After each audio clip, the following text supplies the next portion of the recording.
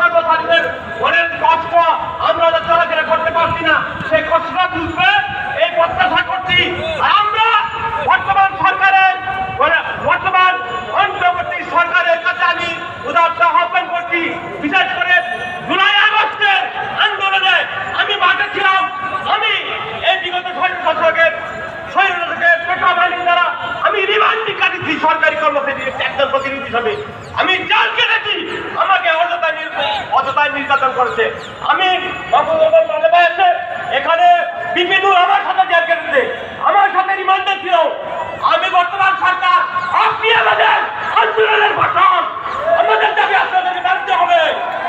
আমাদের দাবি যদি আপনি না বলেন তাহলে বর্তমান যে অর্থনৈতিক উপদেষ্টা আছে আপনাকে অনুরোধ করছি, আমাদের আন্দোলনের বছর হিসাবে আপনাকে আমরা আপনাদের ক্ষমতা বসিয়েছি। আমাদের দাবি নিতে আপনারা অবশ্যই শুনবেন। আর যদি বলে